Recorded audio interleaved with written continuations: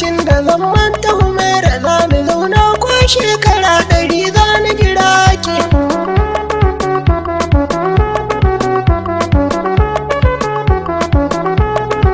Babu rana ba lokacin da zan manta Humaira za ni zauna ko shekara 100 za ni jira ki. Zuciya ta raɗaɗi take muradinta ta ganki, kunnuwa na ciwo suke rishi na kalamanki, ko da yaushe idanu suna ta kallon hotonki, bani barci sai ta gumi ina ta tunaninki.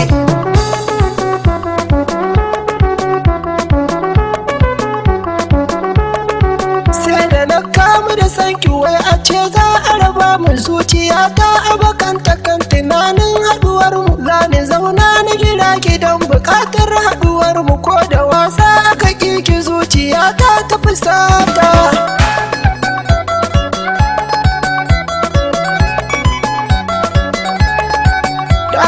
Ka ji zancen da ta yi wa raina ya aminta, ta faɗa in bani idanuwa za su makanta, ko gaba na iyayenta ta faɗa ni ne hanta, ta faɗa in aka ƙini rijiya za ta ta'afka.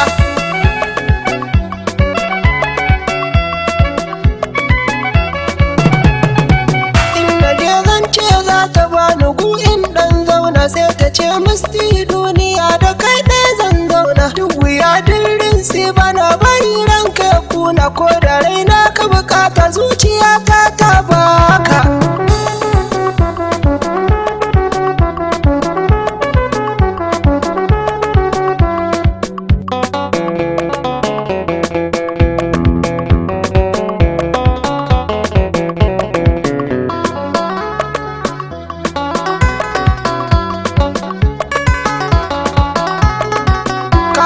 Duk ɗan arziki baya manta halacci, sai na ɗauki amana na ce da ita zan yi halacci. Za ni sanya raina ta so da ƙauna zan nace, ko da yaushe ina nan ina faranta mu taranta.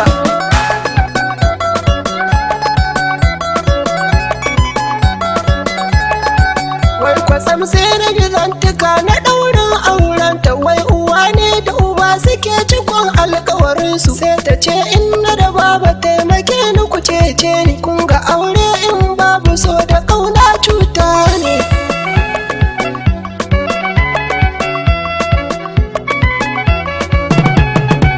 To silar auren an rasa ta duk an neme ta, kaga in ba ka san mutum ka bar mishi kayan shi, karka yi mishi kalmar da za ta bata mazaunin shi. Ni kwa sun sani a rami sai tunani